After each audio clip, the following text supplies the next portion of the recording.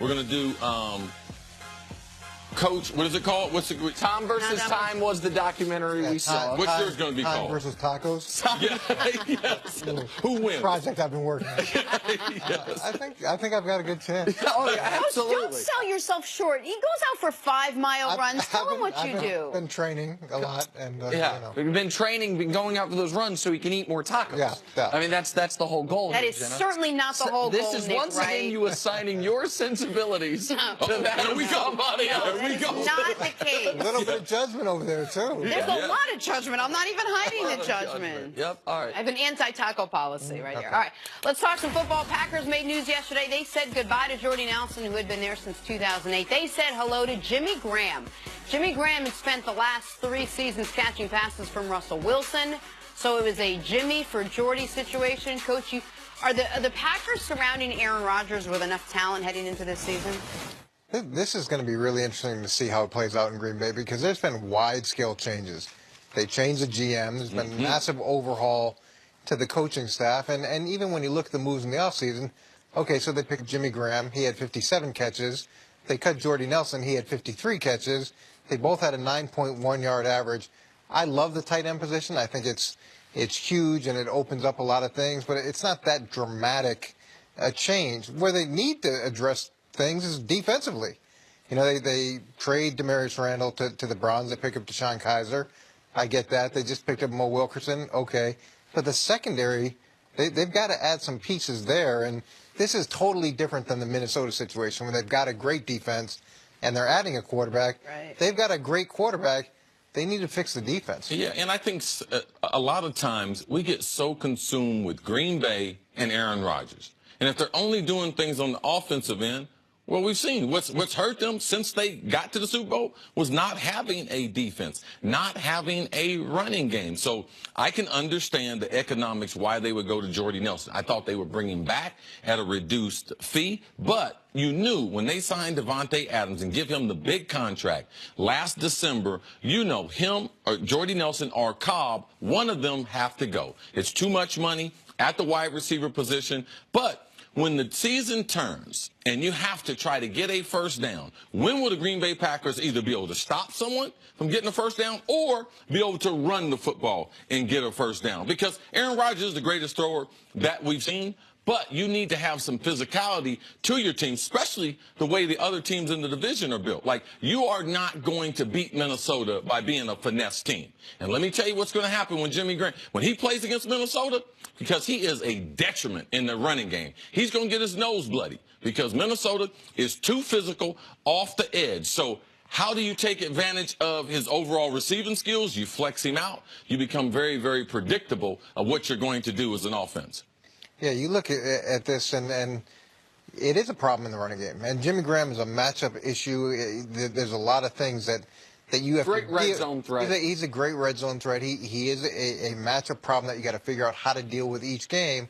But if you want to put him in line and get a first down in the running game, it's a lot harder. You've got to also game plan for where he's going to be in the running game to make that be as effective as possible. One thing I realized, because I know I got labeled as a red zone threat early in my career, and I wanted to get rid of that label because good offenses are only in the red zone 3 to 5 times. So 3 to 5 times during a game, I'm only going to be effective. So when you say Jimmy Graham is a red zone, to me, I say that's a detriment because you're only in the red zone but a limited amount of time. And if that is your number one skill, they're paying you too much money because that skill can't be utilized enough. And I don't love the idea of you got to change the narrative.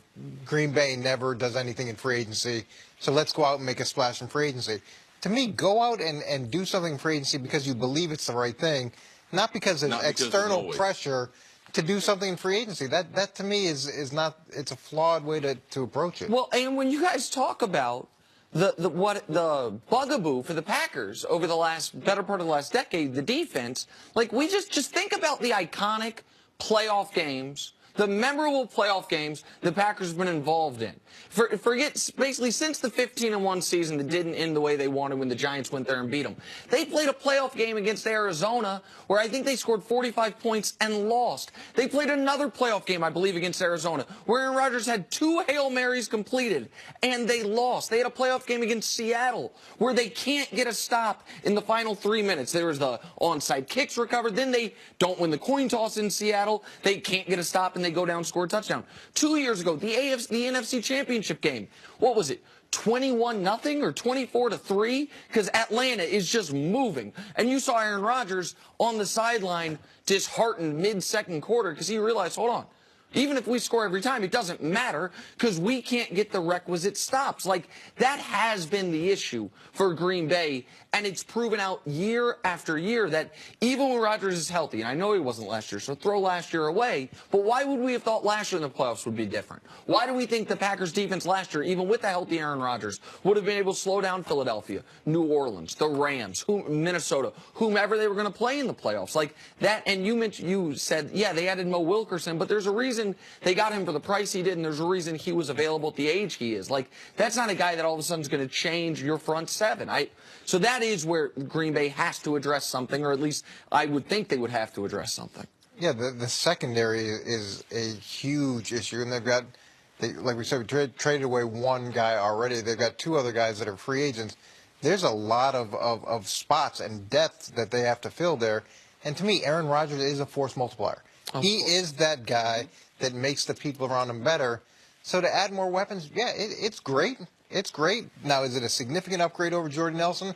We could argue that for a while, but let's work on the defense. Coach, we had this conversation a little bit earlier. How much influence, or how much should Aaron Rodgers be consulted, spoken to, part of the discussions when it comes to making personnel moves with regards to things like his quarterback coach or a guy that he loves to throw to, Jordy Nelson? Because it seems like they make these decisions, you know, regardless of what. Yeah, I think it just depends on how much time Aaron Rodgers wants to spend evaluating personnel league-wide and look at the salary cap ramifications from each one of the signings, or discuss the merits of. I think he's spending doing that, Coach. Well, that's what I'm saying. Is a lot of guys want to have input, but they don't necessarily want to do all the things that go into trying to get to the best decision. And look, you want your best players to be on board with the decisions you make, but if they're good decisions, they're going to be on board because they're going to see that they're good decisions. All right.